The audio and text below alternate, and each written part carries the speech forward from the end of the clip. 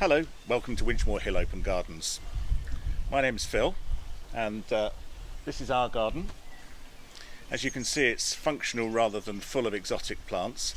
We use it as an outdoor living space. We eat out here sometimes, and there's been more than a few competitive games of croquet played on this lawn during lockdown. You're going to see some much more beautiful gardens than this one during this series of videos and meet some wonderful gardeners.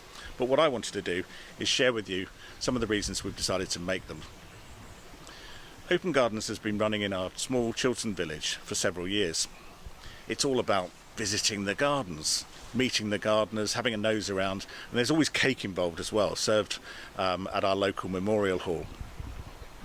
Now, none of those things is possible at the moment, so you may be wondering, well, why have we bothered to do this at all? Well, the first reason is, of course, it's a huge shame not to. We've had some fantastic weather, and many of us have had a bit more time on our hands at the moment, so the gardens are looking wonderful, as you'll see. But there's a much bigger reason. Our Open Gardens raises money for Rennie Grove Hospice Care, a wonderful organisation that supports people with life-limiting illnesses. And just at the moment, they need our help more than ever. As gardeners, we're all too familiar with the seasons of the year. We're thrilled when spring comes and our gardens start to wake up. We follow along each week as different plants and flowers bloom, knowing that their time will soon be over. The same is true in life, of course. We live, we flourish, but there's a time for all of us when life comes to an end. And that's where Rennie Grove Hospice Care comes to work. Their nurses are by the side of patients, providing care, support, company, and making their final journey as pain-free and dignified as possible. The lockdown has meant that tragically people have been unable to visit sick and dying relatives, and the Rennie Grove Hospice at Home service can be the only human touch some people will have at the end of their lives. The work they do also keeps people out of hospital, reducing the strain on the NHS, which, as we know, is facing unprecedented challenges at this time. To continue doing this vital work, Rennie Grove relies on the support of people like you and money raised from events like our Open Gardens.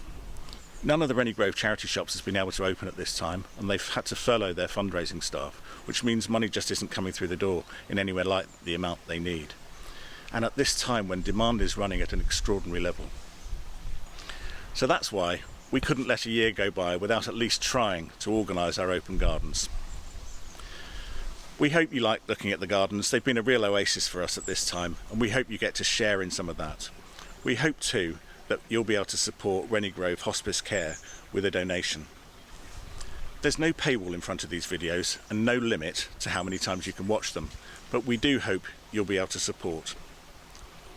You know the drill. Just click on one of the links on the website. That'll take you to a Just Giving page where, if you complete your details, Rennie Grove will also be able to recover the tax you would ordinarily pay. We had some wonderful news recently when one of the estates close to the village and one of our local pubs, the Potter's Arms, said that they would match the donations that you make. That means that for every £5, £10 or £20 that you're able to donate, they'll double it, meaning that your money goes further than ever. So a huge thank you to all our gardeners. A big thank you to Tom, who's taken time out from shooting sports events to make these videos with us. And of course a huge thank you to you for watching and for supporting Rennie Grove with whatever you can. Thanks.